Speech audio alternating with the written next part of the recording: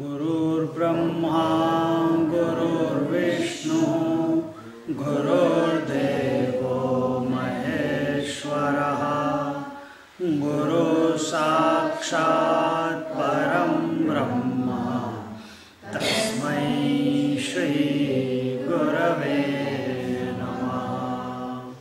तस्मै श्री गुरवे सच्चिदानन्दरूपाय विश्वोत्पत्त्यादिहेतवे तापत्रयविनाशाय श्रीकृष्णाय वयं नमः।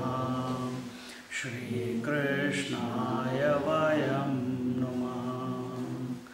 ॐ योऽन्तः प्रविश्य मम वाचमिमां प्रसुप्तां सञ्जीवयत्यखिलशक्तिधरस्वधाम्नाम् अन्यांश्च हस्तचरणश्रवणत्वगादीन् प्राणान् नमो भगवते पुरुषाय तुभ्यं। प्राणान् नमो भगवते पुरुषाय तुभ्यं। प्राणान् नमो भगवते पुरुषाय तुभ्यं।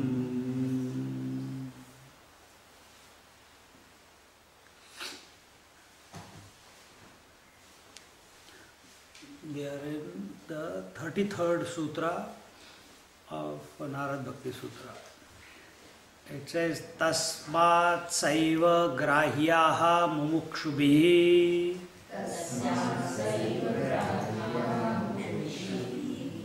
Tasmat. Tasmat saiva grahyaha mumukshubhi.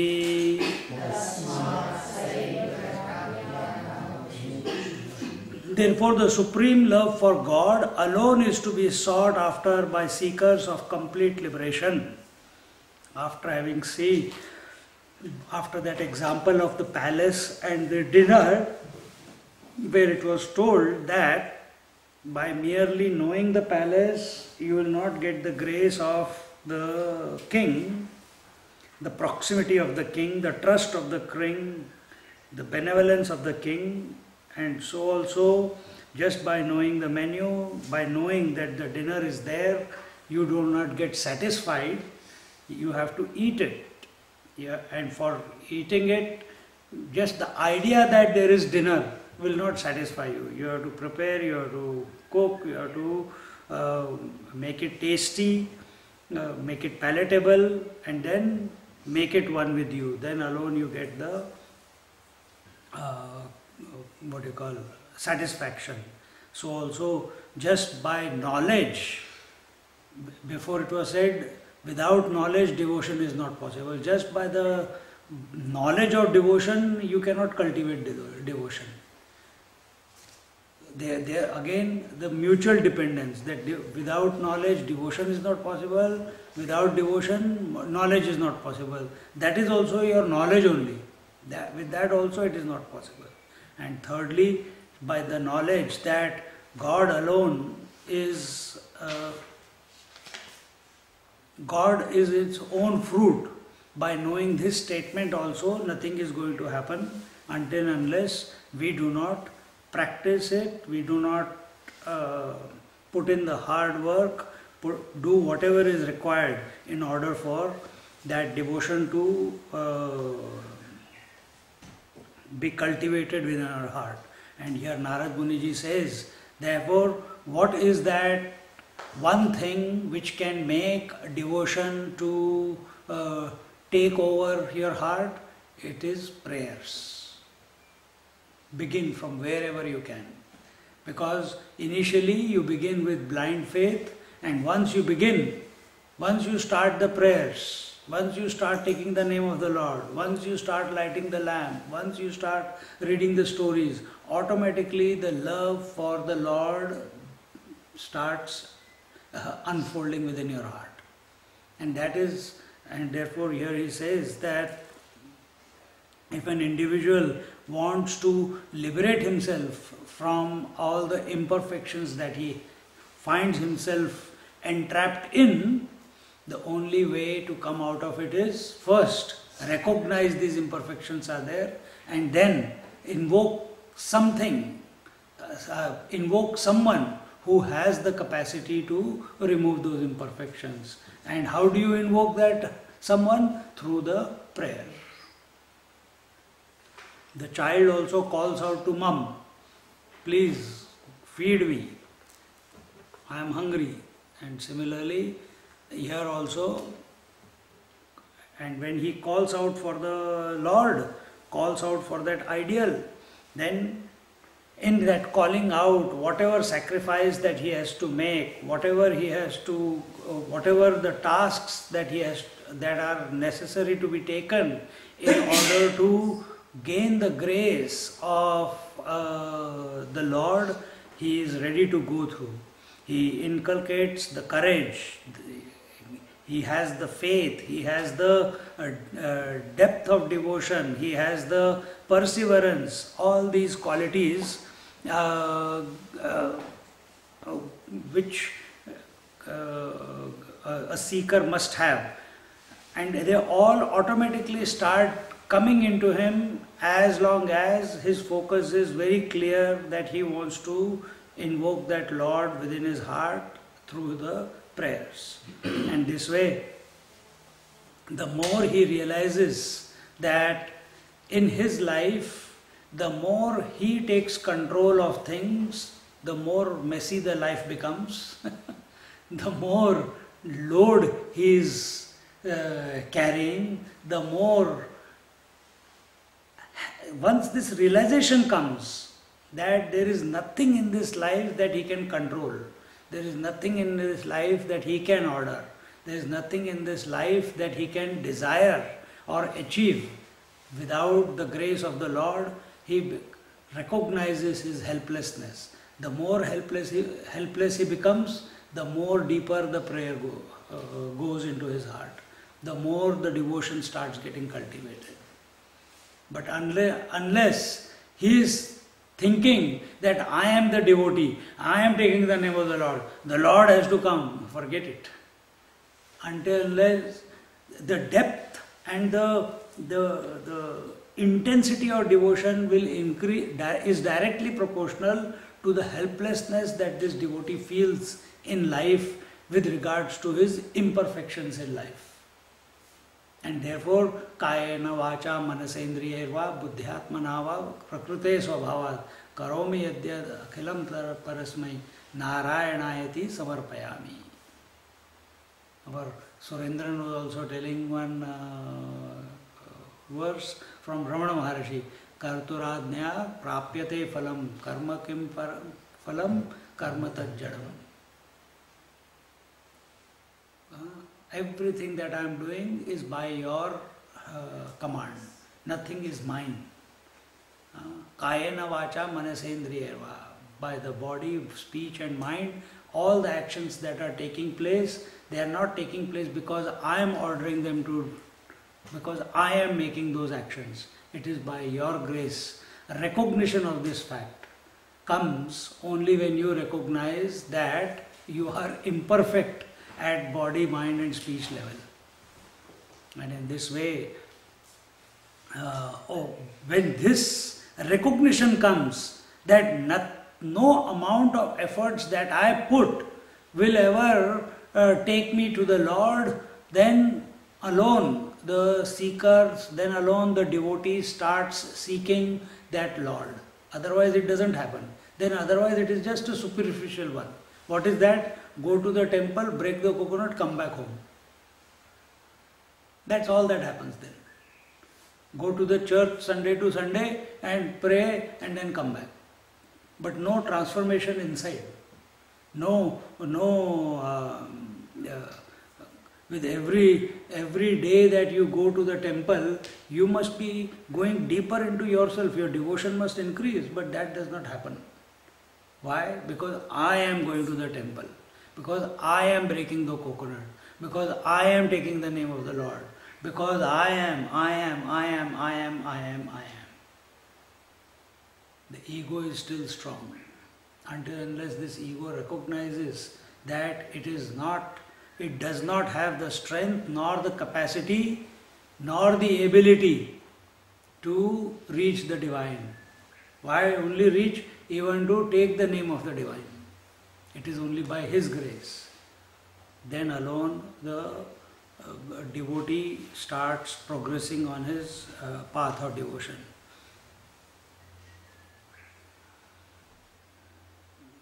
And as a result, as we start taking the name of the Lord, as we start doing the prayers sincerely, as long as they are sincere, we'll start recognizing how we are in the clutches of the passions, we are in the clutches of our weaknesses, bad habits, and we pray to the Lord more and more. Lord, I have these drawbacks and they are troubling me, they are keeping me away from you. Please let my devotion towards you increase even more. And initially, yes, it can happen that you may ask the Lord inadvertently, please remove these obstacles. Why? Not because you want to get rid of them. It's because they are becoming impediments in me becoming one with you. Therefore, remove them.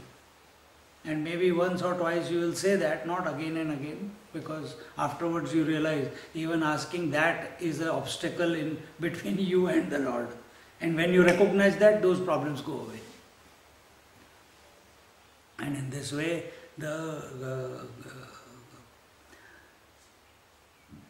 Narad Muniji says, Hare Ram.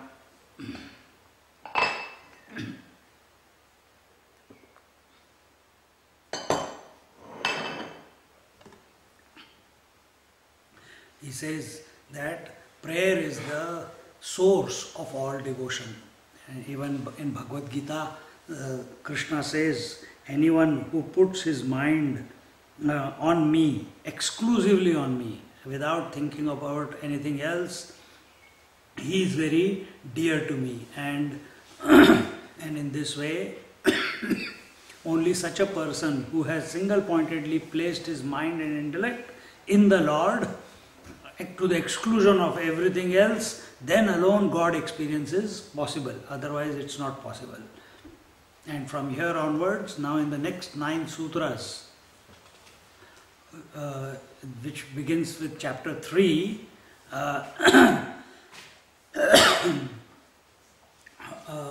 what is the practice?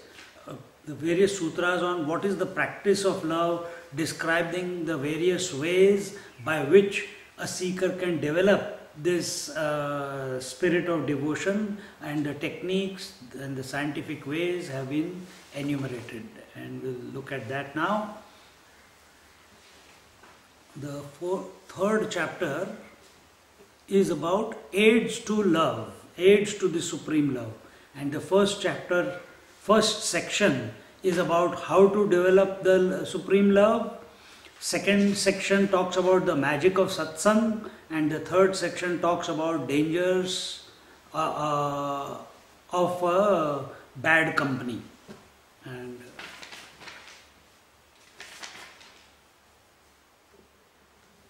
the first section says in the 34th sutra, tasyaha sadhanani गायन्त्याचार्यः तस्याः साधनानि गायन्त्याचार्यः.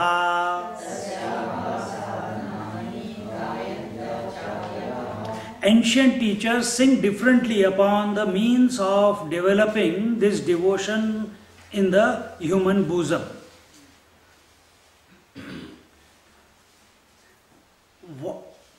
Whatever may be the method, whatever may be the technique, whatever may be the methodology employed or given by the various teacher, one thing is common denominator.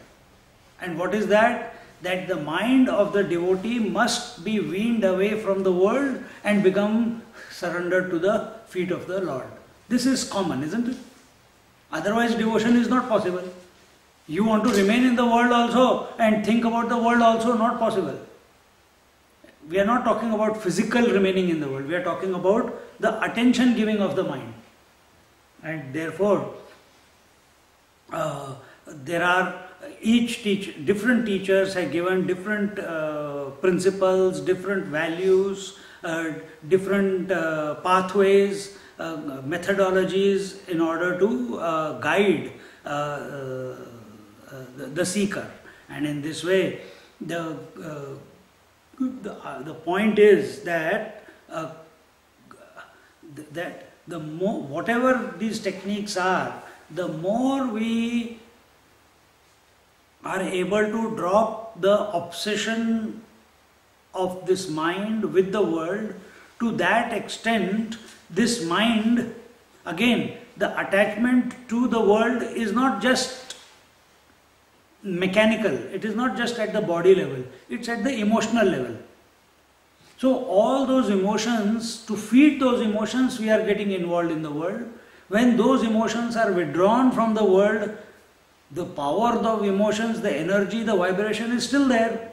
It has to be directed towards the divine theme. And when with all consuming emotion, we start thinking of the Lord, we start chanting the name of the Lord, we start meditating on the Lord, then alone consumption, the Lord consumes us. Otherwise it's not possible. Until unless we do not think in all consuming way with regards to sleep, then only we get consumed by sleep, isn't it? Otherwise it's not possible.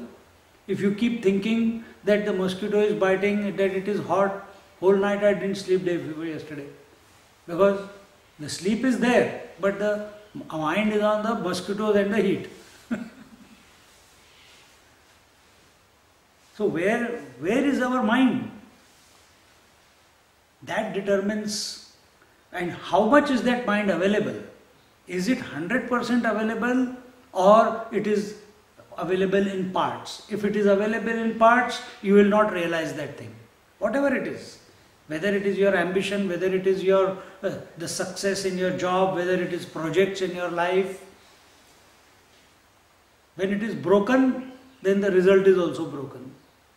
When it is all consuming attention,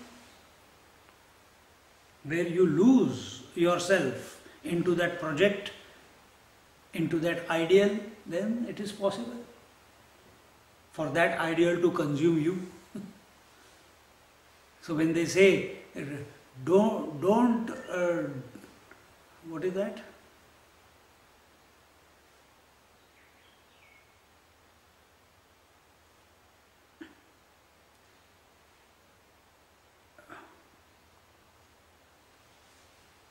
I can't remember. Some thought was coming, it's gone. So Naradji says here that in this verse, Tasyaha sadhanani gayantya acharyaha, that various acharyas have sung the various methodologies and techniques, and all of them lead to the same, and he is not against them. But in fact, at that time of him, when he wrote these sutras, many techniques were being propounded by various teachers.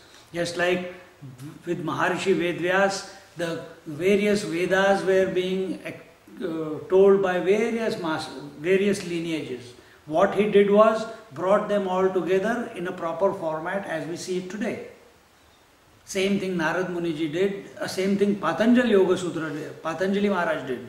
That time all the yogic techniques that were prevalent in the society, propagated by various teachers, plus his own understanding about it, he got all of them and put it in a proper format, as we see it today, called Patanjali Yoga Sutras. Similarly, these Narad Bhakti Sutras, Narad Muni is not against anything. He saw that some part someone was telling, some part someone was telling, so he got it all together and he put it into a proper order. Similarly, there were many paths, Karma Yoga, Bhakti Yoga, Jnana Yoga, Ashtanga Yoga, meditation, etc., etc. Maharishi Vedvyas took all of these, not Maharishi Vedvyas, our Shankaracharya. People talk about Gita from different points of view, isn't it? From only devotion point of view, only from a transcendental meditation point of view, only from Kriya Yoga point of view, only from knowledge point of view. What Shankaracharya did, he brought about an integrated approach within the same text called Gita. For that, vision is required. And exactly the same thing our Narad Muniji also has done. He has taken all the prevalent thoughts and he has built upon them, brought them into a proper sequence by which a devotee or a seeker can find a ready-made path for him to pursue. And in this way, for the benefit of the devotees, for the benefit of the seeker, all this has been done. Now, the sadhana begins. Sutra number 35. Tattu Vishaya Tyagat Sangat Tyagacha Tyagat Sangat Tyagacha Tattu Vishaya Tyagat Sangat Tyagacha.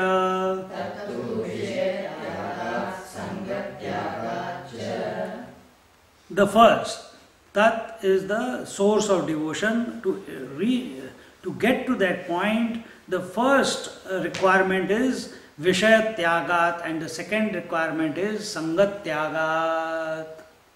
What is Vishaya Tyagat? Without the renunciation of our obsession with the sense objects, Vishaya, sense objects.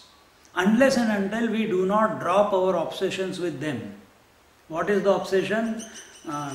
I have iPhone 3, I want iPhone 4. iPhone 4, iPhone 5 is coming, I need that also. Mac Air, next one. Huh? See? We are doing the same thing. What? One Upanishad after the other. Concluded all the Upanishads, now we have come to what to take next. Okay, chalo. This is also Vishaya. A book is also Vishaya. A scripture is also Vishaya. It is an object. Why? The mind wants to revel, isn't it? But how much? As long as this mind is wanting to revel in something outside, that means for all the retreats that we have done, it was only at the superficial level, was it? Otherwise, one Upanishad was enough. If we had been available to it completely. Nisarga Datta Maharaj went only to one satsang. Only to one satsang. And he went and asked, what do you mean by this? He said, Tattvamasi, you are that. He says, okay, what do I do? He said, do this. Renounce all the objects, focus on the divine, the self within you, and you are that, which is independent of body, breath, mind, intellect. He says, that's all. Yeah. Went home, locked himself up, meditated for 2 years, became realized and came out. Became a great master. And for us, Panchadashi for 7 years continuously. Roar of Vedanta. We talk about Vedanta. We talk about Upanishads. We talk about devotion. We only talk. How much has gone into us, including me?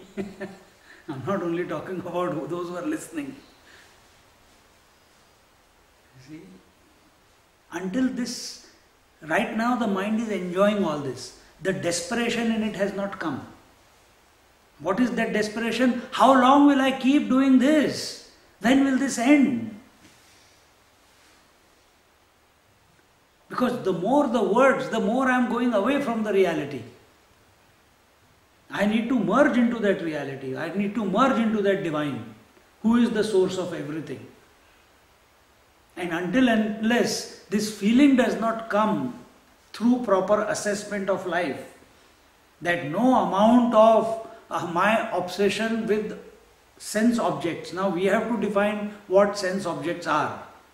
Our understanding of sense objects is only the desire for cars, desire for house, desire for wife or husband, desire for chocolates, desire for golgappa, desire for sweets. No, it's also desire for such things. Everything has to be dropped. And the second one is so first is detachment, Vishatyagat, through renunciation of worldly objects. So we have to renounce all worldly objects, because otherwise they clutter our mind. And the second part is, and worldly attachments, Sangatyagat. What is Sangatyagat? This particular topic I took in Sydney. There I said, even satsang, not company of the truth, you have to discard, but company of where it becomes an attachment to be in a satsang again and again and again and again. And that becomes an addiction. To what? To a group of people. That needs to eventually be dropped. Sangatyagat. So first is, I'm explaining it from this, first is that we have to drop the attachment to all the senses and whatever the attractions of the senses are. Let that be what you see, beautiful places, beautiful people, beautiful objects, beautiful music, beautiful fragrances, beautiful tastes. Then what is the point of living? Then many people ask this question, then what is the point of living?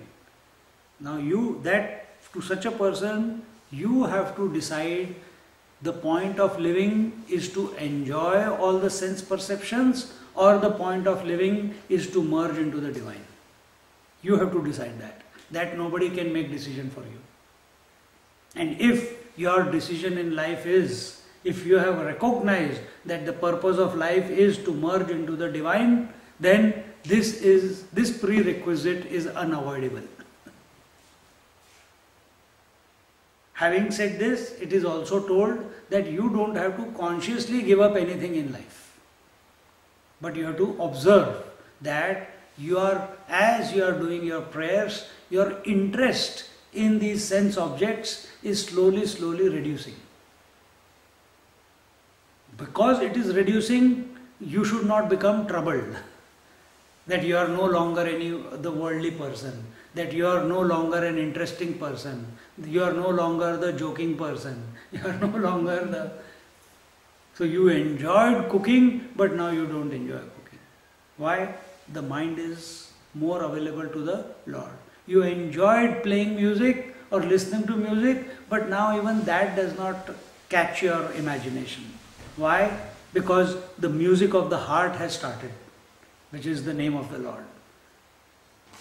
So the interest in the outside music, interest in the outside, or your interest in playing the music, that is, you're withdrawn from that. See?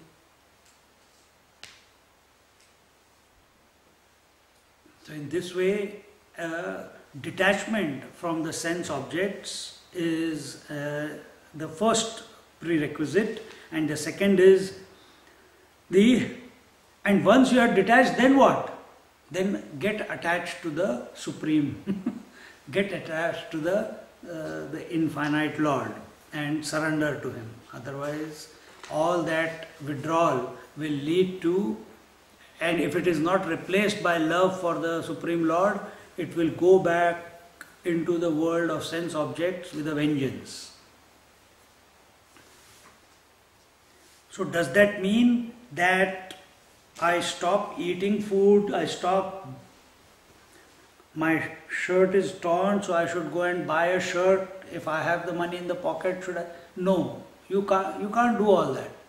But what is being told here is detachment or attachment to the sense objects has to be dropped, means the craving for the sense objects. That without it I cannot survive.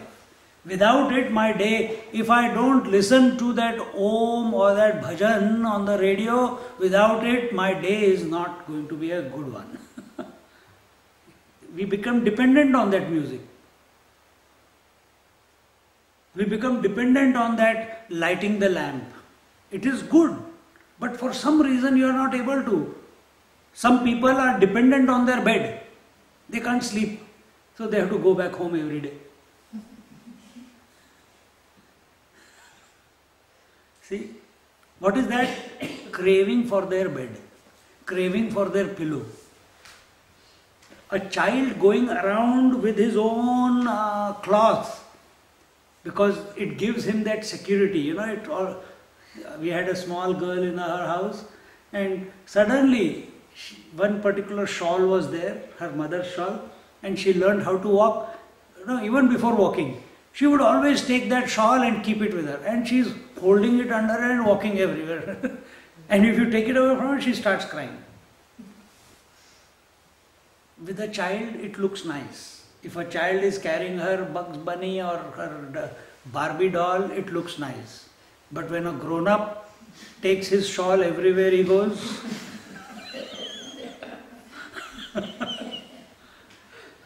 attachment to what? Sense objects, the sense of security, the sense of belonging, that it is mine, that this soft material makes me comfortable, it keeps me warm. Why not any other cloth? See, this craving, this longing from inside, that I must have that, without it I will not be comfortable. This craving must be dropped. This sense of lack, which is bringing about this desire to own something or go after something, this must be dropped. And the second, one must also give up the attachment to all the beings around. First was sense object, second is sense all the beings. That if I go to meditate, I will only meditate with my soulmate. So, can't. Only in that company is a very divine company. I enjoy going to that satsang, That's where it seems, there itself, the Lord is just there, it's so beautiful, and you keep coming to that particular satsang, or to that particular bhajan, or to that particular group, and we get attached to those people. Similarly, if a sannyasi keeps going to a particular house, why? Food is nice. Keep going. She makes nice food. In one house, where? In Bhagavad, one day we had how many? About 14, 15 dishes they made, man. Even if you take this much, the stomach is full. 15 dishes, Bapre. And so, they offered the Lord 56 dishes, you have only offered 15. Chappan bhog. If you go to Udupi, have you been to Udupi? There 56 dishes are offered to the Lord every lunchtime. And you can have that. So you pay a particular fees, and with the pontiff there, you can sit with him. About 150 people are allowed. You didn't come. And you sit. And first time I went there, It was so tasty. I took the rice, he put some dal, he put another rasam, and I finished all the rice. I did not know. Next. 56 times that fellow came. I was so full, my God. And everything was tasty. See? So, what to do? Every day, pay 150 rupees and go to Udupi.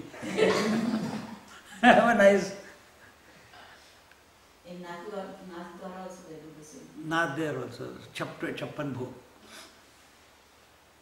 So in this way, give up one's attachment to the beings around. One must drop attachment to all people. Mentally. Your dependence on them. And whether it be your parents, whether it be your siblings, whether it be other people, whether it be your colleagues.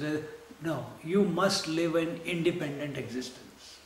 And that is why this Vanaprastha stage is there in our culture. Wherein in Vanaprastha stage, the husband and wife start living as brother and sister. Totally independent. The husband who has been a load on the wife throughout his married life, he has to start learning to cook, make his own bed, wash his own clothes, clean his own room. Why? He has to learn how to be independent. And that wife who has been always dependent upon the husband, she also has to learn not to demand, Hanji, sabji le aao. No, she has to go and get it.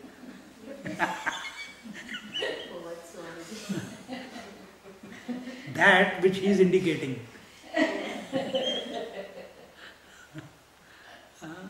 So that is the Vanaprastha stage. Without that Vanaprastha stage, that is the preparation for sannyas. That is the preparation for total renunciation. Until and unless we do not detach from the things and beings, how will we renounce our own body? How will we renounce our own ego? It is not possible. This is just the beginning.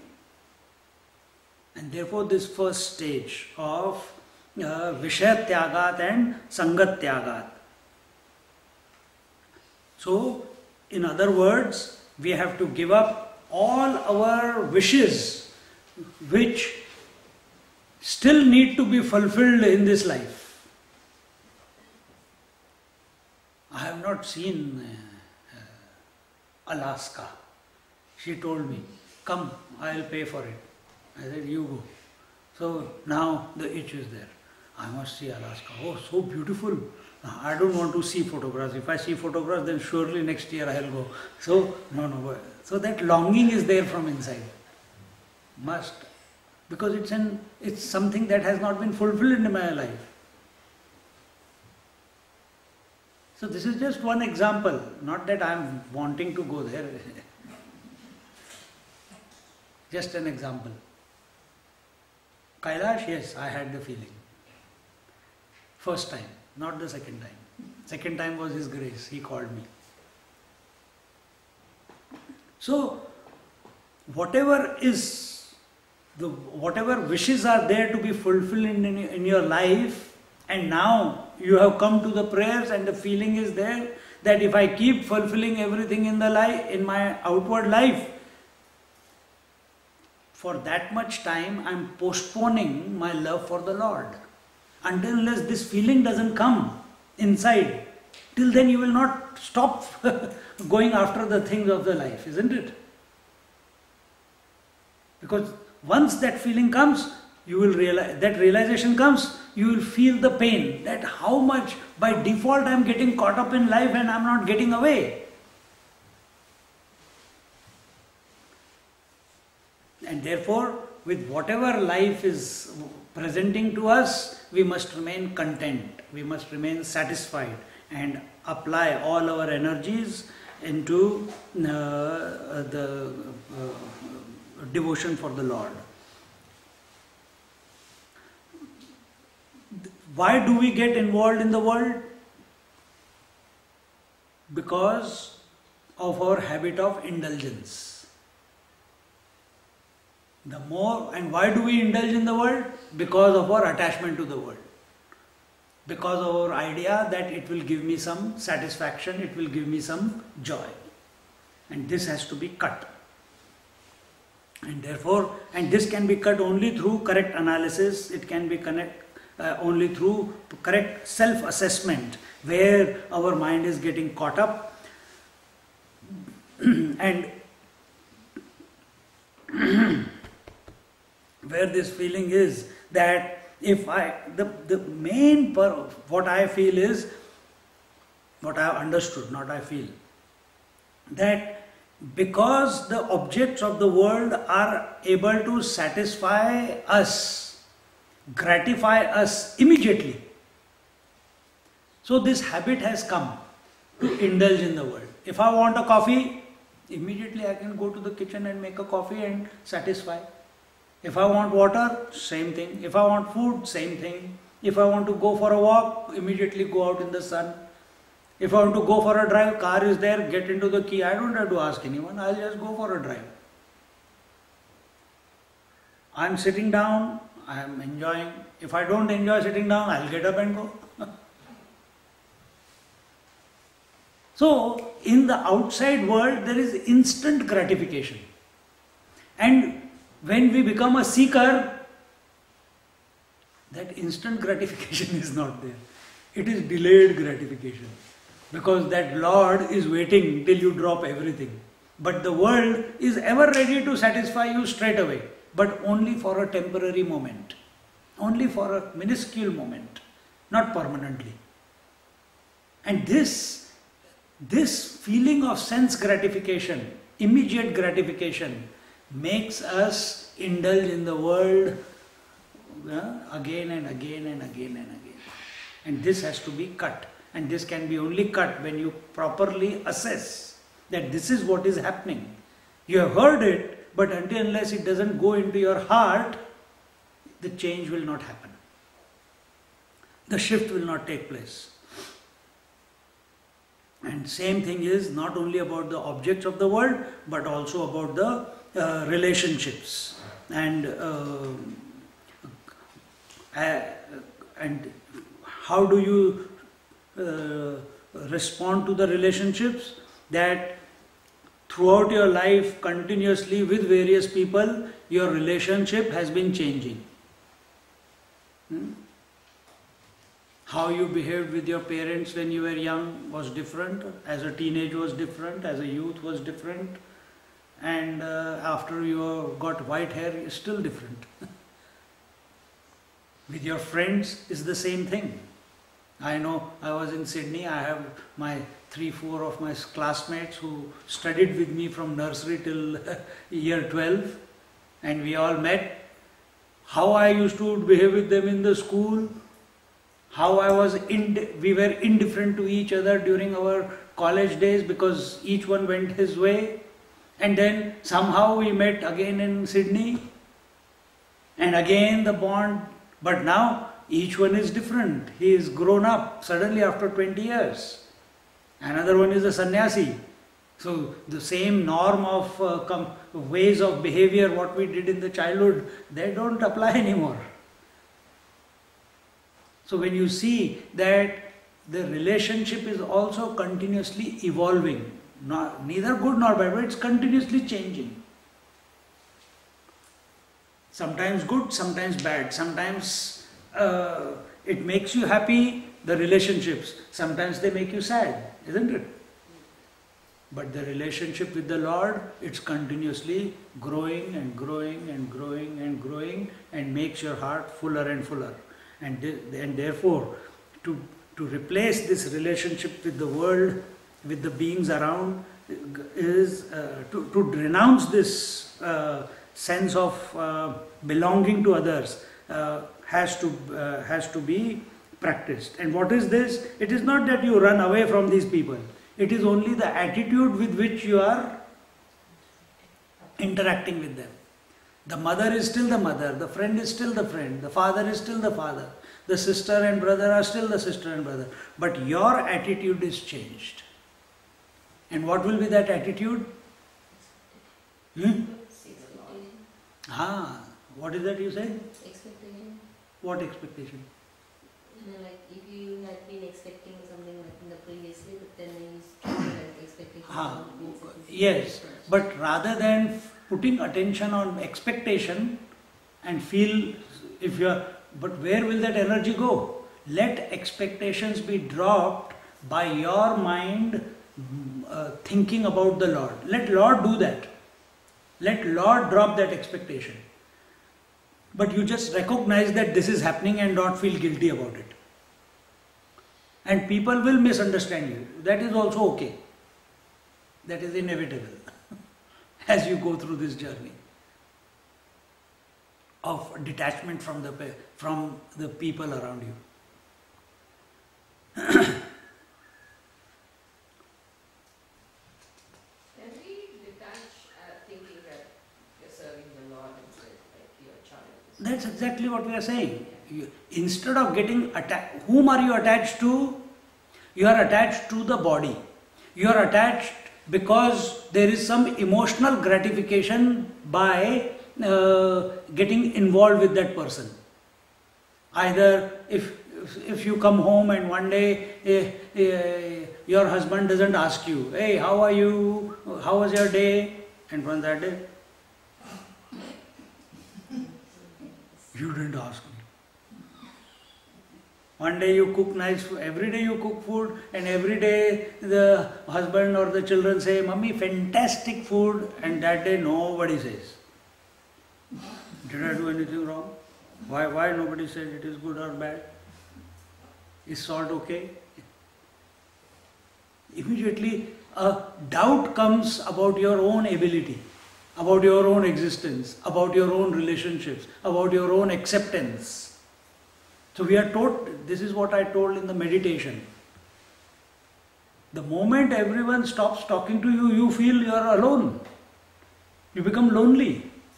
Because this ego exists upon acceptance from others. Whether other person is accepting you as a friend or another person is accepting you as an enemy. But acceptance is there. They are giving you credence that you are my enemy. And you feel, there is someone there. There is someone there. Someone is jealous, someone is angry, someone is loving, someone is competing with you, someone is comparing with you, someone is continuously chugli khori kar raha hai. But at least that keeps you sane. But the moment everyone stops completely, this feeling of emptiness comes. That whom do I belong to? And when you are on this path of devotion, you are in love with the Lord, but as a side effect, these thoughts will pass through your mind, whether you are following the path of self-inquiry or this. A point comes where this dawns upon our mind that there is no one in this world whom I can call mine. I cannot call anyone mine. I cannot possess any object in this world. That no object has ever been mine. No object can ever give me satisfaction. No relationship can ever completely satisfy me. It was only my senses that were getting gratified. And when this dawns, deep pain comes. At that time, get attached to the Lord. Get attached to the Lord. He will give you the strength to come out of it. But it is inevitable that every seeker will go through that. So, instead of as someone said, expectation, instead of expecting something from that person, serve that person to the best of your ability. Isn't it? Not because that person is your father, sister, brother, daughter, mother. No, because he is an expression of the divine. That is the attitude. How will problems come from that? Pardon me? How will problems come from that? How will? Yes. Meaning? Because you said there will be problems, but it has to be overcome. Because people, Problems come from attachment. the other person doesn't see your view, so that's why the problem comes. No, but you're only serving anyway. Yeah, but people don't like, if someone comes, keep asking me, Swamiji, you want a coffee? You want a coffee? You want a coffee? You want a coffee? Get out from here. People start bugging you. Over love is also bugging. One child is there, in whom I know, from childhood. If you call a child when they are young, putta, nice. Now he become teenager, and his friends come to live in their house, and he says, "Hey, putta, give your friends. Have you given them water? Putta, have you given them food? Putta, I have put food in the fridge. Huh?" Now that fellow gets bugged. It's love from the father's point of view, and slowly it became so much that that son started disrespecting his father because of this. He started abusing the father. He started kicking the father. And he is strong. Father is small. This fellow is all muscles. And one day when he was getting angry, father also held his hand. Do you let me? It's hurting. Acha, I'll drop it. From that day, but father is not learning that son of his is no longer a child. He has grown up. So what is that love? It's stifling, isn't it? Then what if it is love, then the other person should be responding that love, but it is not happening. Out of love, sometimes when we go to our relatives and everything, they give you food. Arey yaar, I can't eat sweets. No, have more sweet. They will agraha. They'll keep forcing you more and more. But you are full. In the end, you have to get angry and say strongly that I can't eat anymore. And then get away. They don't like it. Is this love? This is insistence. This is duragraha. Duragraha of love.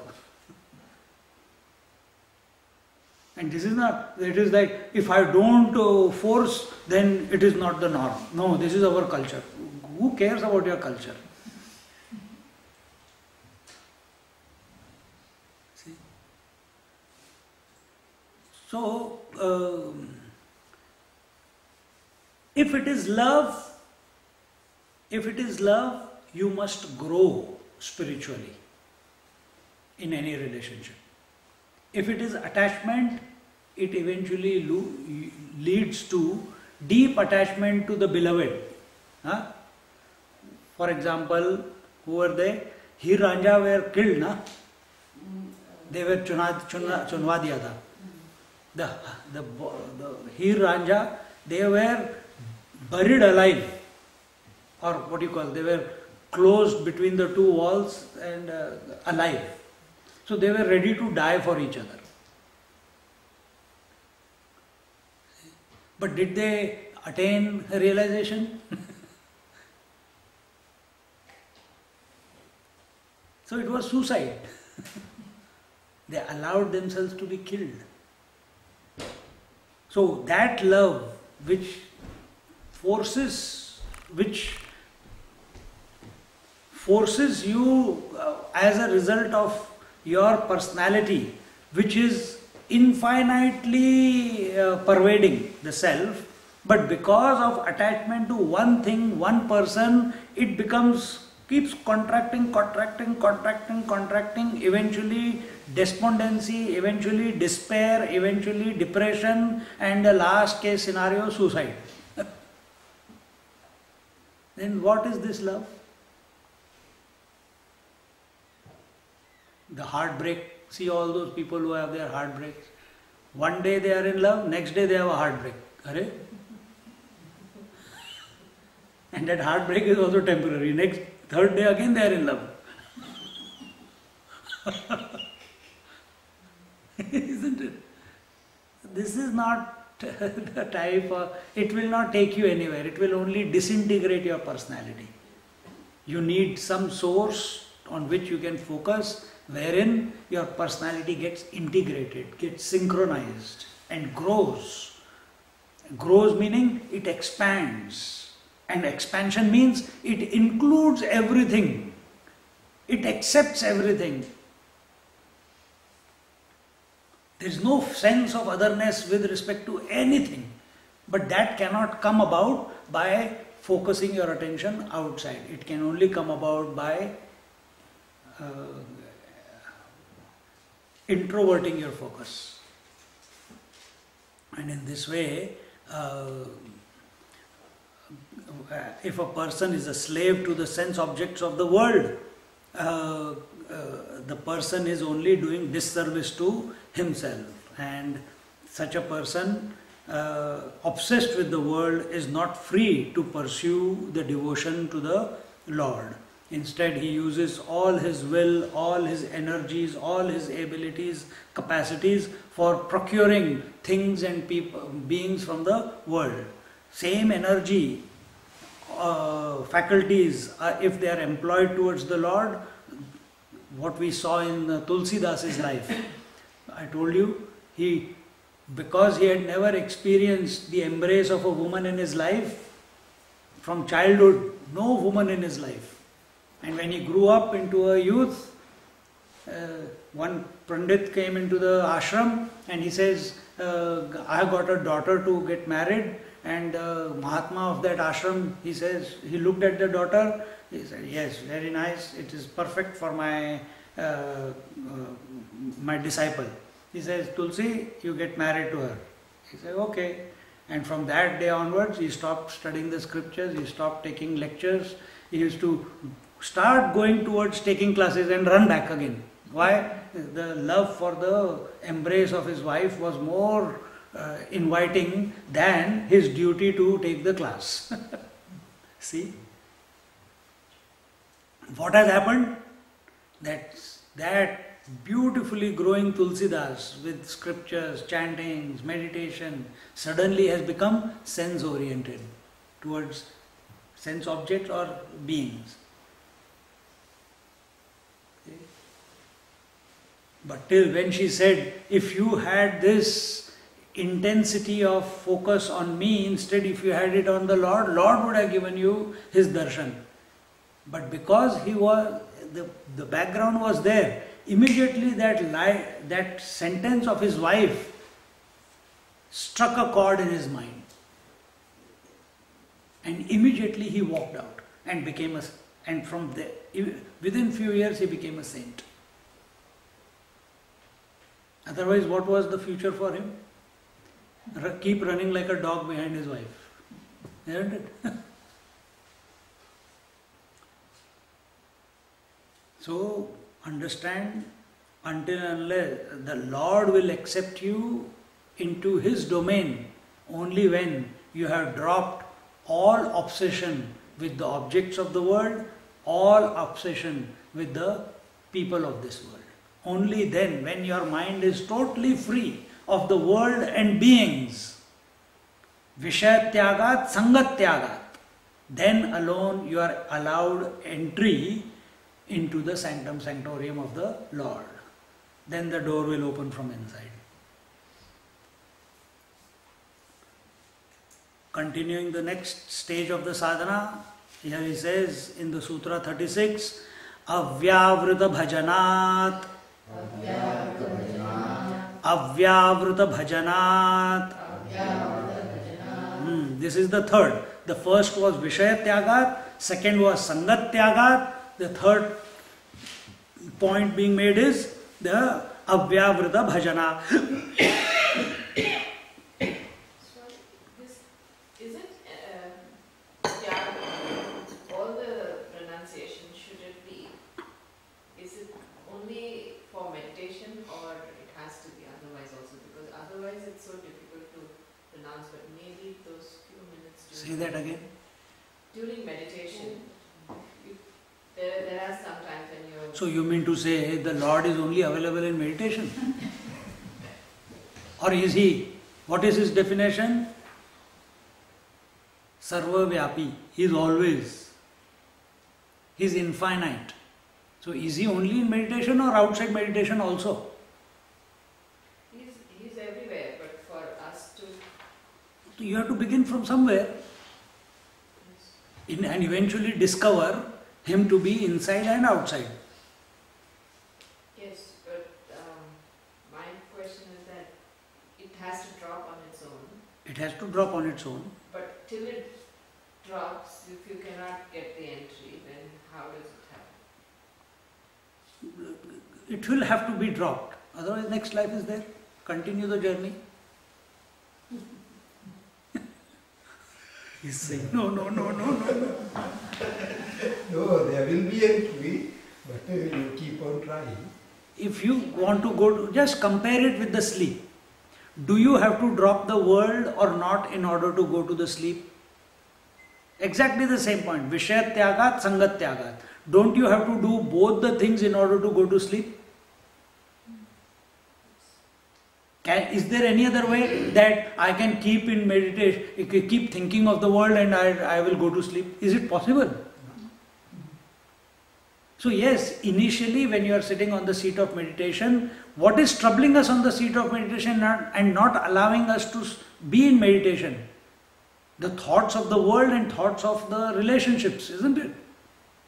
So they have to be renounced. When can you renounce? It is not only on the seat of meditation. For that, yama niyama, live that type of lifestyle.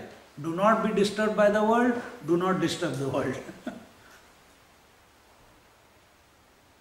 The relationships will still be there, people will still be there, objects will still be there, but there is no craving to be with them. But if they are there, I will be with them. But I don't seek them out. Swamiji, how do you serve in meditation? In meditation you can't serve. You can't serve. Yeah. That's the next point. We are going to talk about it now. Good point.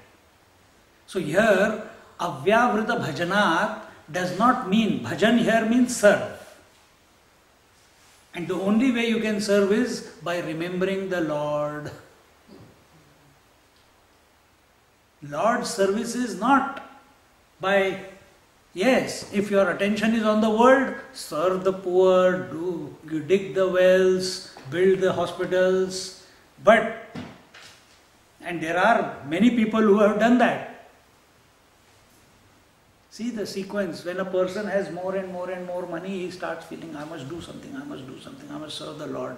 I got everything. And he starts doing all this. But nobody appreciates.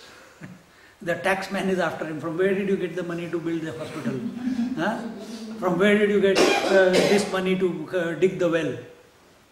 And eventually he realizes that as much good as he is doing in the world by way of charity, ठीक है, I got my name there and I got my name here and people are calling me for this, that he is a great person, come to this conference, give a paper there, talk about your experience of serving, you are a great philanthropist. But what next? Still, it is appreciation from someone outside. There is still emptiness inside. Initially, the feeling was, I must do all this because that is giving me satisfaction. But when you have done all that, then what? Then what? That's when the journey begins inside. That's when such a person starts saying, I have done everything for the world, but I have not done anything for myself.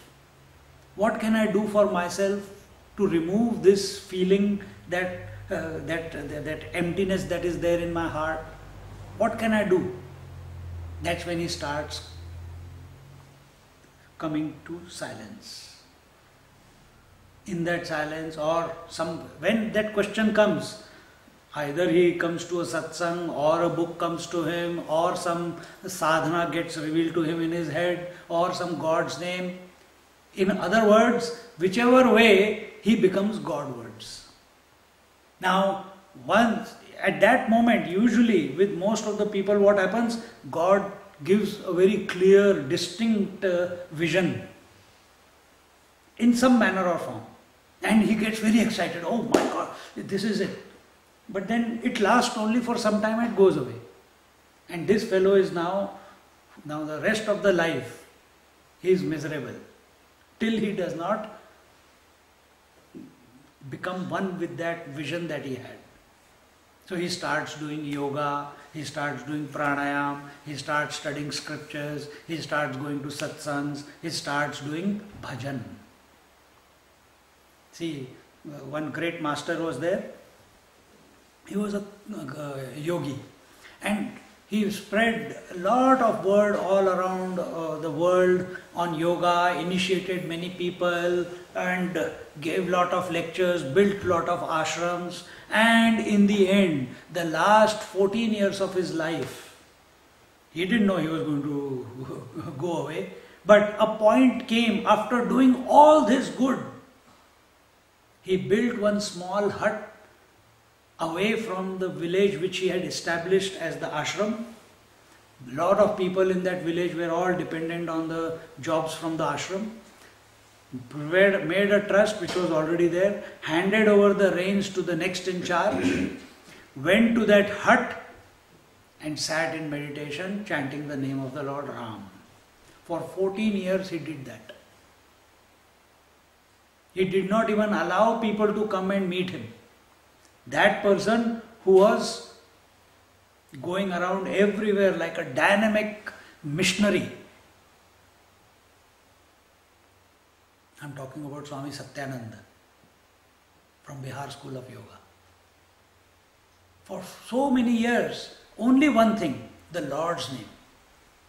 Didn't want to meet people, didn't want to talk to anyone, just very simple. One langot, one cloth on his body, and in the hut. Can you just tell him? Can you tell him class is going on?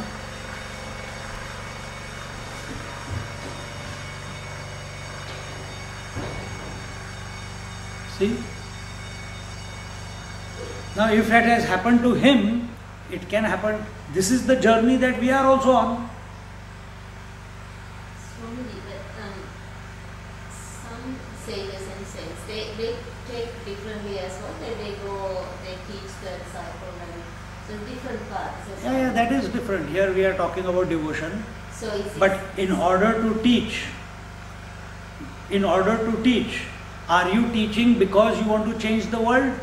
Or are you teaching because it's the right thing to do? Different attitude. I have to make other people realize. I have to make other people more disciples. I have to make them into devotees. If your attention is on that, you will be the most miserable person. Yeah, this is for this teaching is for the seekers or devotees, isn't it? It's for everyone. Everyone is seeking some satisfaction in their life. Everyone wants peace and tranquility in their life. How will it come? For 40, 50 years we have been indulging in the world. Has it given us that peace and tranquility? I'm just asking, like, for an example, Ramana Maharshi, there were lots of devotees around him. He could have chosen, now I want to be on my own, but then he didn't do that. No, because, see what your statement is. He could have chosen. Yes. A person who is realized lives a choiceless existence. No choice. No choice. So what is happening in their life? According to their destiny. Yes. So in Sai Baba's, always surrounded with people. In Ramana Maharshi, few people compared to Sai Baba. Yes. Shirdi Sai Baba, only in a masjid, in a mosque. Isn't it? So each one lives a choiceless existence, but we individuals who look at them, we say, oh, they are still acting, but they are acting as what do you call, as a automatic response. It's the prarabdha which is making them do that. They are not involved in their activities at all. Swamiji, does that mean that they have a problem? Because we are spoiled for choice. There are too many choices to Absolutely. So how do you reduce the choice and select that, make that choice which can give you total satisfaction? That's what you have to do. And that's what we are doing all the time. In the childhood, we had the choice of toys, then we had the choice of play, then we had the choice of wife and children. Then we keep making choices in order to become happy. But all the choices that we have made in our life till today has not given us permanent satisfaction, permanent joy. It's always, what next? Because I heard this is not giving me what I wanted. There's still that emptiness. There's still that incompleteness inside. For some time it is okay. You buy a new car, you become happy, but immediately after a few months you want the next model. Isn't it? So what is that? It is still a choice. So until unless you don't come to this conclusion that the only choice that can make me permanently satisfied is the choice of being committed in devotion to the Lord. Until unless we don't permeate our mind with this thought, become convinced from the depths of our heart with regards to this conclusion, till then change will not happen. And then just coming to this conviction is not enough. Then act upon it. Don't just collect information about it. You know what to add, Swami, that as per the previous sutras that we need to have a knowledge. Knowledge is like by... No, that was just an opinion. That was one of the opinions. Yes. So right now you have knowledge, that's why you are talking. So why you are still thinking about it? Now simple thing is there, take the name of the Lord, chant it with devotion and everything will start falling in place. And now what we are doing in the last 2 verses is analyzing what happens when you start taking the name of the Lord. First thing that happens is you renounce the attachment to the sense objects. Second thing that happens is you drop attachment to the relationships, to the beings.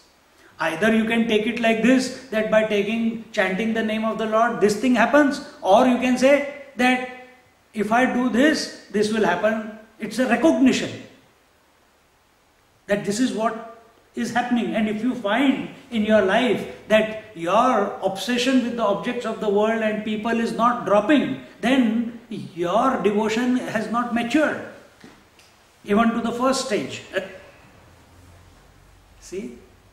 So it's a recognition. But this will happen because it happens in your sleep also.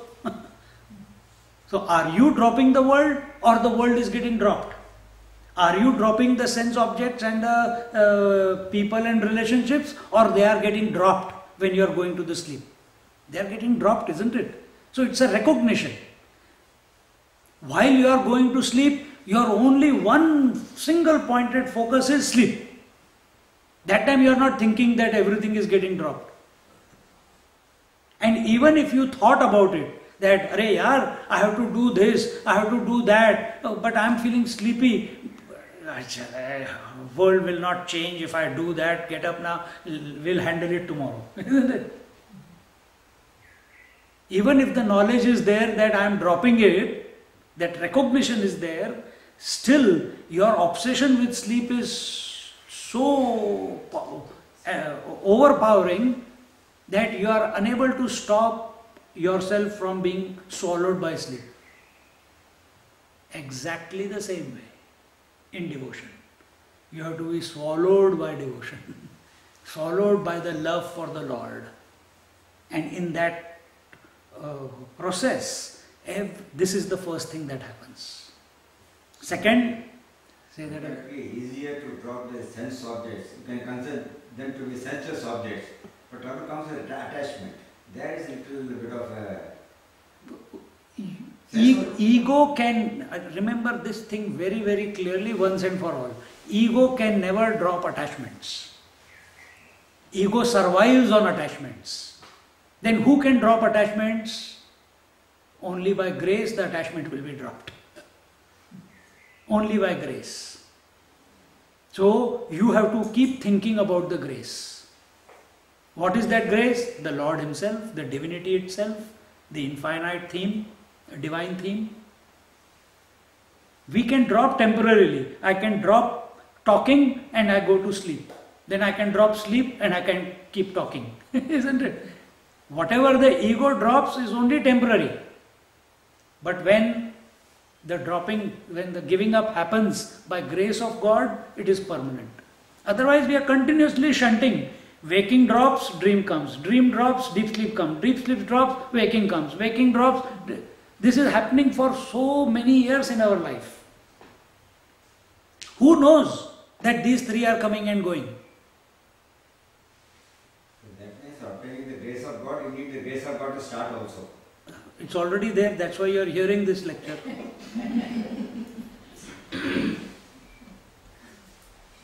Not only hearing this lecture, this knowledge is there in everyone, but application is not there.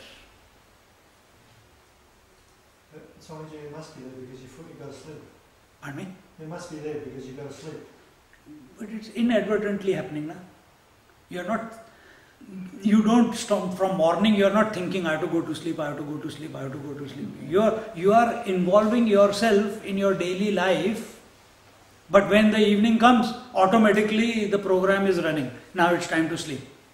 And understand why the sleep is coming. It is not because you want to sleep. It is because you gain infinite joy in not thinking about the world. That's why you go to sleep. The satisfaction that you get in sleep, that no longer you have to think about your bills, your aspirations, your goals, your ambitions, your sadhana, nothing you have to think about. Mind becomes empty. And the joy of that empty mind is called deep sleep. Pardon me? Retreat also. Retreat also. Retreat, it's a retreat. Every day you go into a retreat where you don't have to think about cooking, about cleaning, about going to work. So that sense of satisfaction that we are getting in deep sleep is what is pulling you into sleep.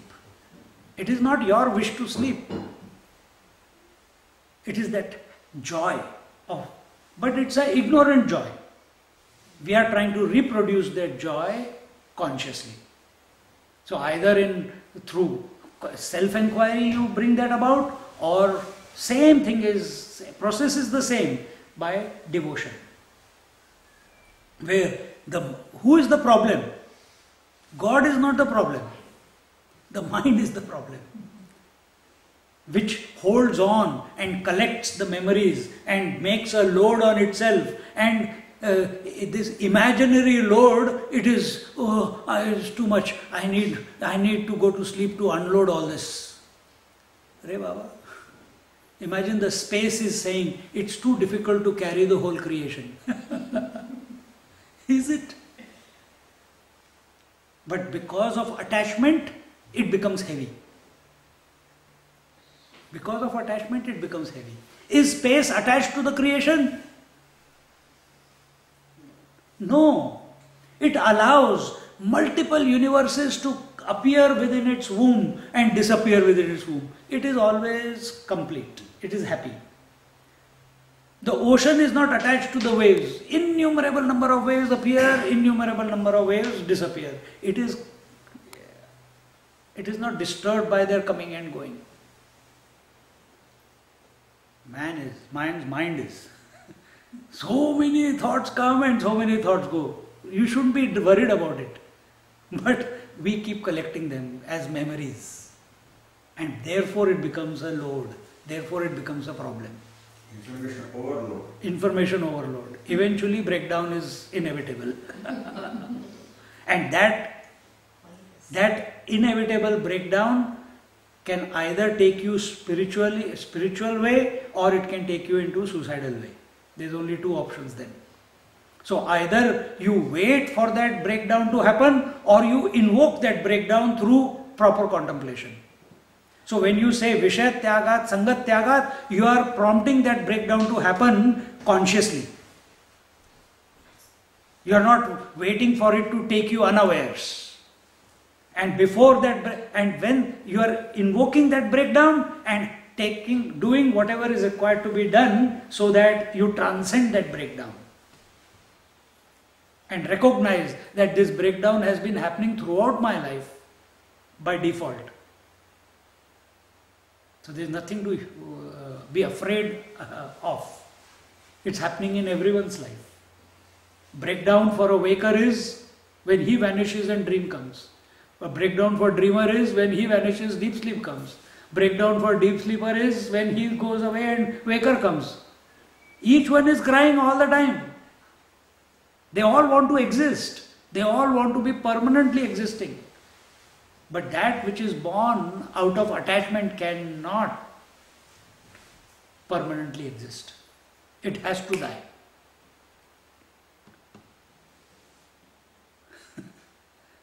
And therefore, we are training the mind. That if you want to permanently exist, O mind, because waker, dreamer, deep sleeper are three aspects of the mind only. So the mind is asking for, how can I remain permanently? Merge into the Lord. Lord is permanent. Love the Lord. Love is permanent. And somewhere in that process of deep devotion, the devotee, it's a personality, isn't it? A devotee is an individual. That individual recognizes that essentially I am the permanent principle. I am not other than the Lord, without a thought. And that is called surrender. That is called merging into the Lord. That is called swallowed up by the Lord. That is called entering into the sanctum sanctorium. So therefore, Lord accepts only he who has dropped all attachment to the sense objects and the beings. Now, this next verse is 36, Avyavrita Bhajanat. This is the third point. Through continuous, tender and loving service of the Lord. What is that service? The seeker must find positive ways, new ways of serving the Lord. Initially, the service may be on the outside, but eventually, as I gave that example of that a rich person, a philanthropist, he wants to do good to the world, but that is also not giving him satisfaction. If everyone does anything in their life only for their heart satisfaction, isn't it?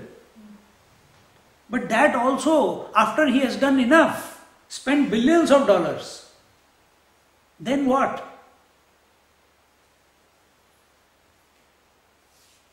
Bhartruhari, this the one who wrote Vidyaranya Swami, the one who wrote Panchadashi. He was a great, very rich man. He was a courtier. He was the prime minister or to the king or something. Did so much for the country. But in the end what? Became a sannyasi and wrote Panchadashi.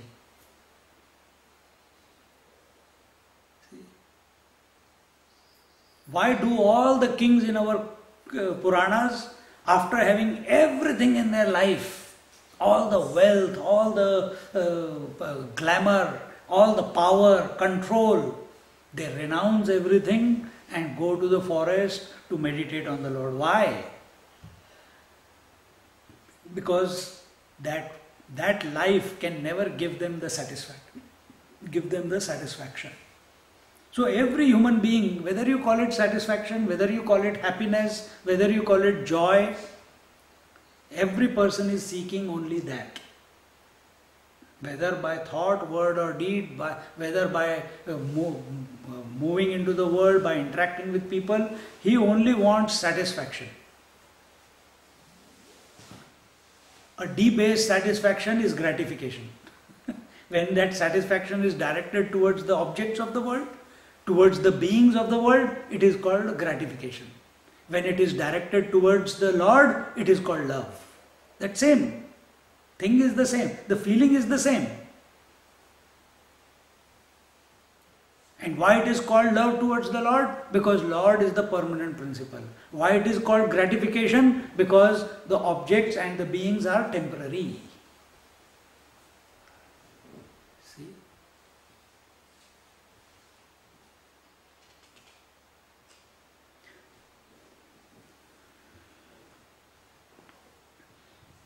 So here, bhajana means serve the Lord. How do you serve the Lord?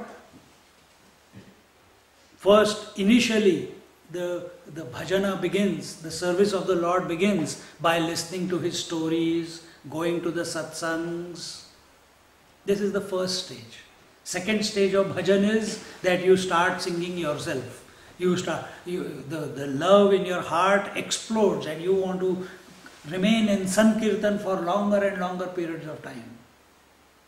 Eventually, that also stops. Then only internal chanting, internal remembrance of the Lord. Because the disturbance of outside is becoming an impediment. So, as your intensity of remembering the Lord, serving the Lord, the best way to serve the Lord is remember the Lord. Nothing that you can do can ever satisfy the Lord other than remembering Him. That is His true service.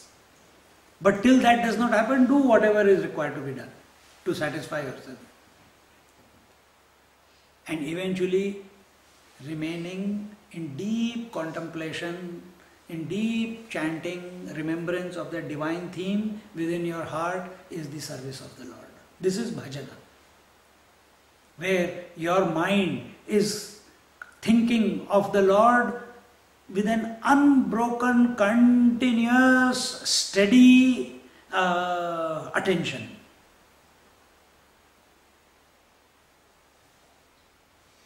This is Avyavrata Bhajan.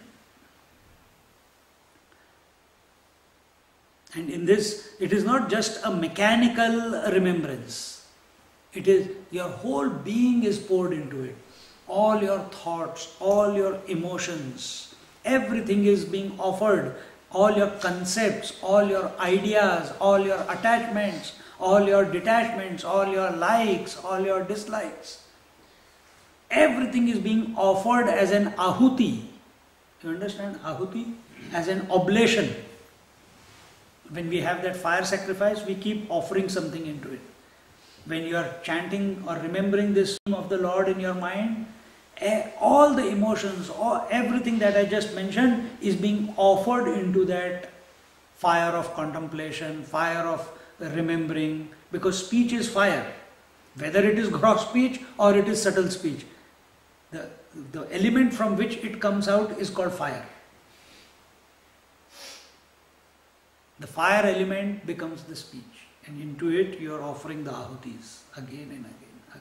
Everything that comes up in your mind, instead of getting distracted by it, you continue to stay with the contemplation of the Lord, not as a reaction to that thought, not as a reaction to that desire, but because it is the right thing to do. You invoke even more love, and that automatically gets offered as a oblation.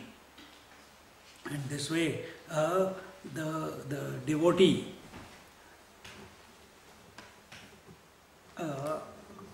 continues to serve the Lord by remembering Him with deeper and deeper, uninterrupted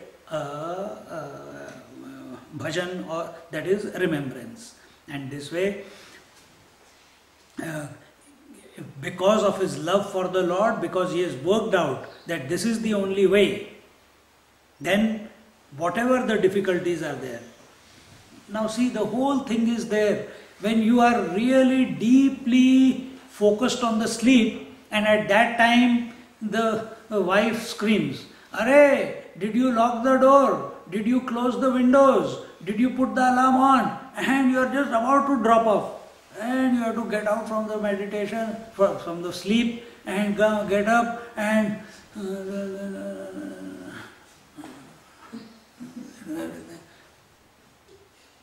यार सोने भी नहीं देते यार मेरे को नींद आई I'm feeling so sleepy, you don't even allow me to sleep. Why couldn't you go and do it? And every day she does the same.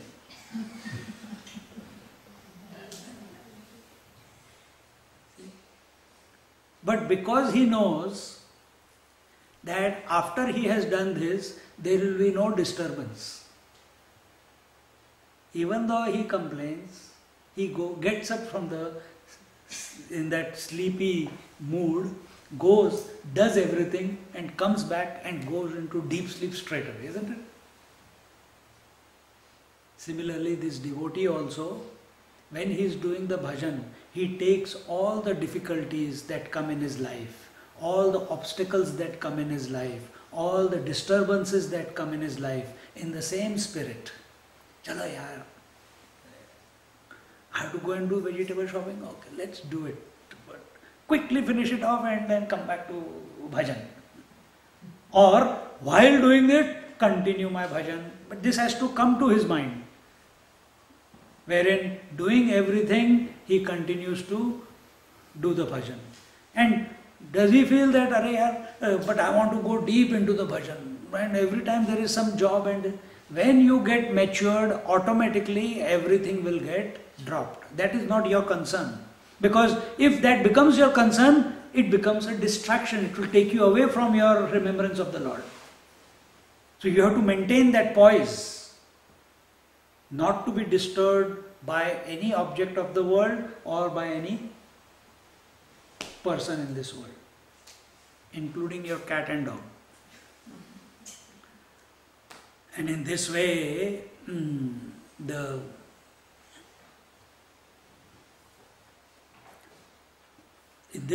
with this bhajana, with this continuous remembrance of the Lord in his heart and mind and mouth, speech, he continues to perform every activity with joyous abandon.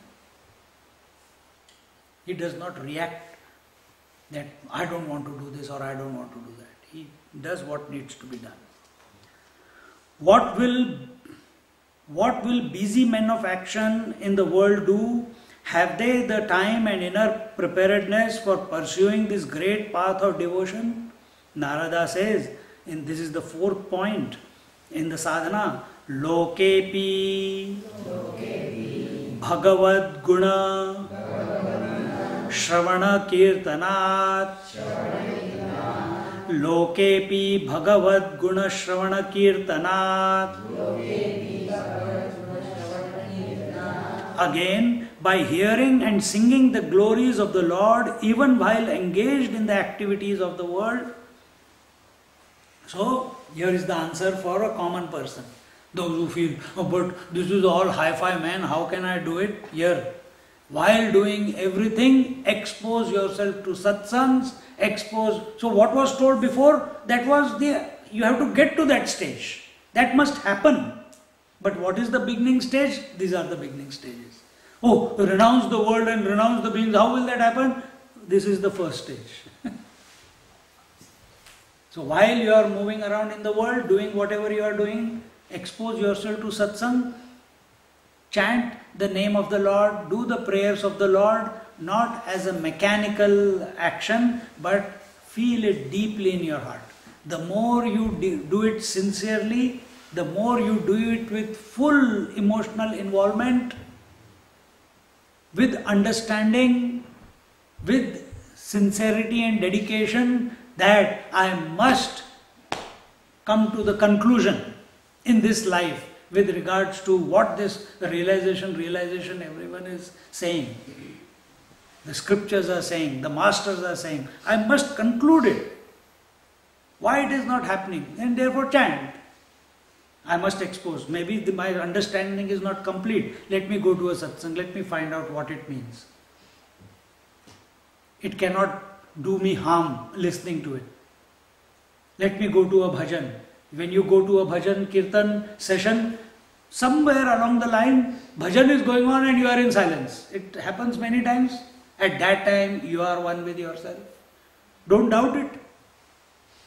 And why you go back? Because that 1 second, 1 minute that you had silence and you felt that inexplicable joy, that keeps you bringing you back and back and back to that bhajan congregation.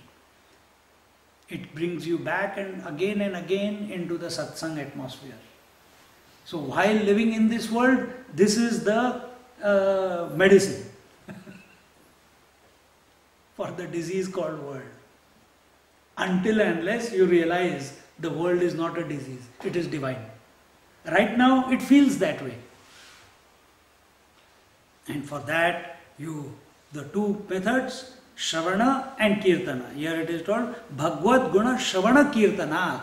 First you listen to the glory of the Lord and then you speak about the glory of the Lord. First you listen to other people's bhajan of the Lord, then you sing the bhajan of the Lord. Let it come from within. Only listening is not enough. That listening must invoke your own song from inside, your own way of communicating to that Lord. And in this way,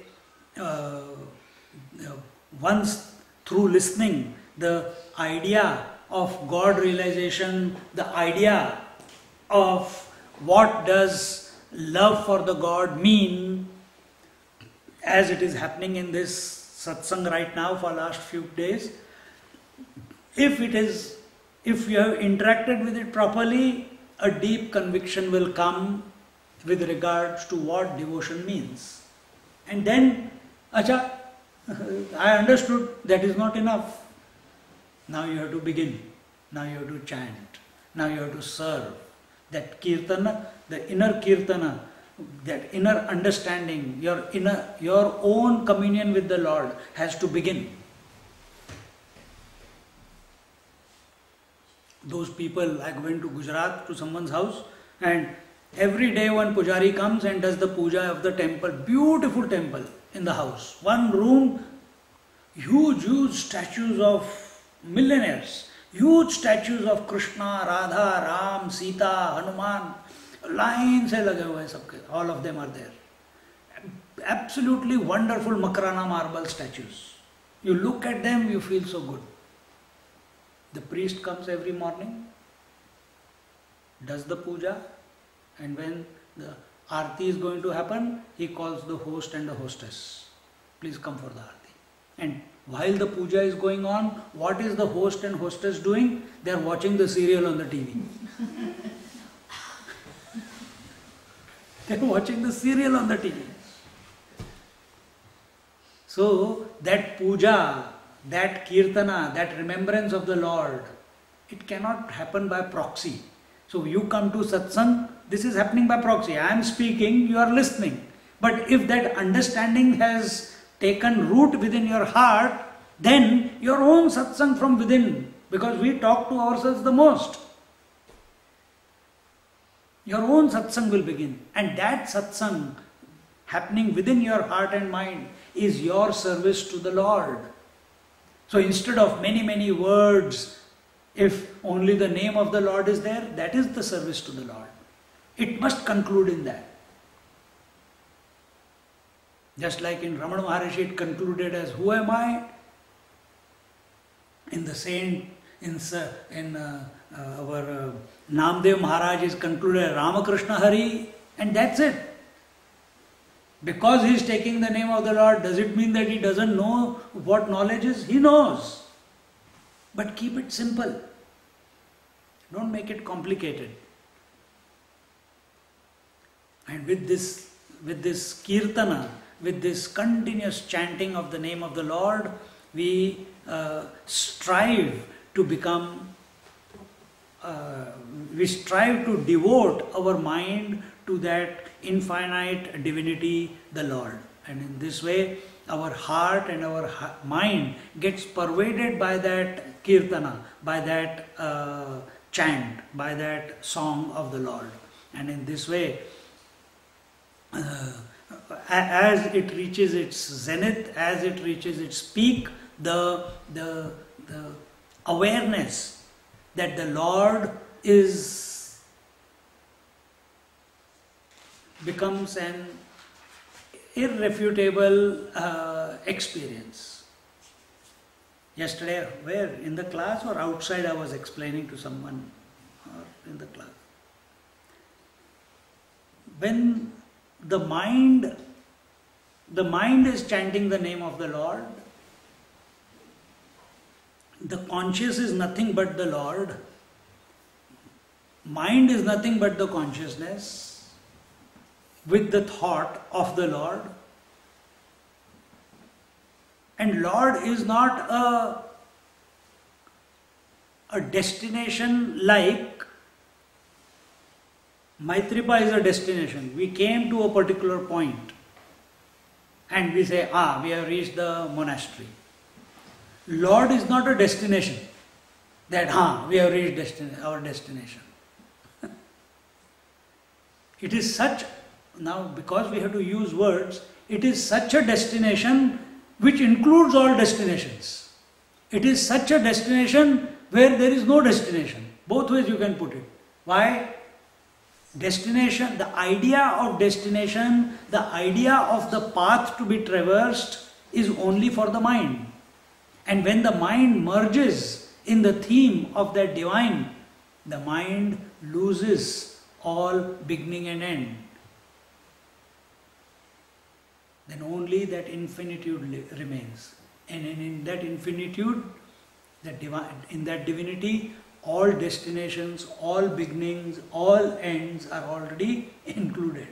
This becomes the direct experience of a devotee. Now, how similar this language is to Vedanta? But the path is simple. Chant the name of the Lord, but do it with this understanding.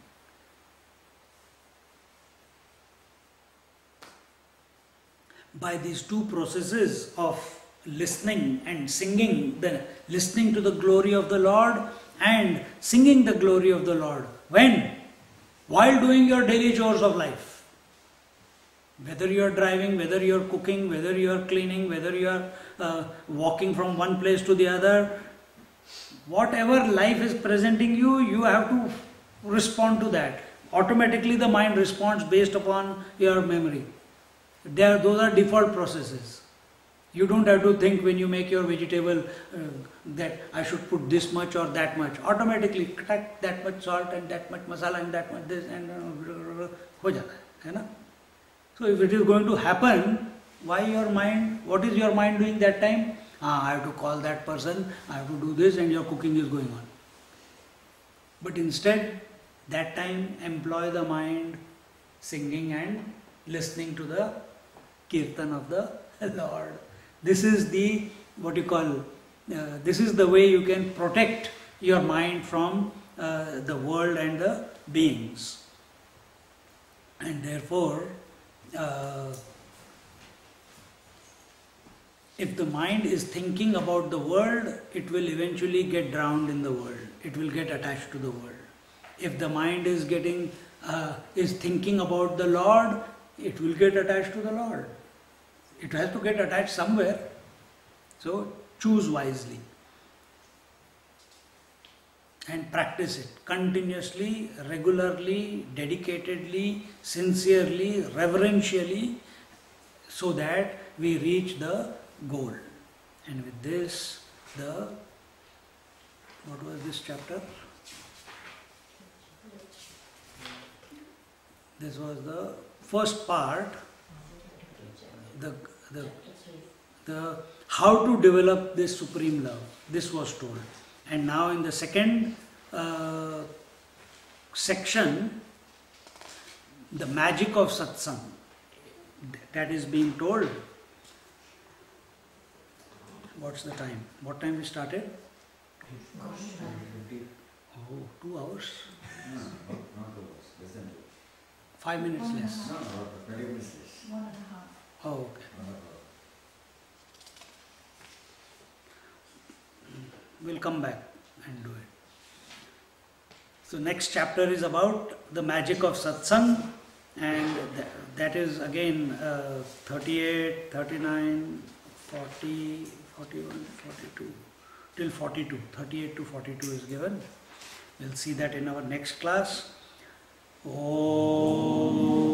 Purnamada Purnamidam Purnat Purnamudachyate पूर्णस्य पूर्णमादाय पूर्णमेवावशिष्यते। ॐ शान्ति शान्ति शान्तिः। हरिः ॐ श्री गुरुभ्यो नमः। हरिः ॐ। There is a suggestion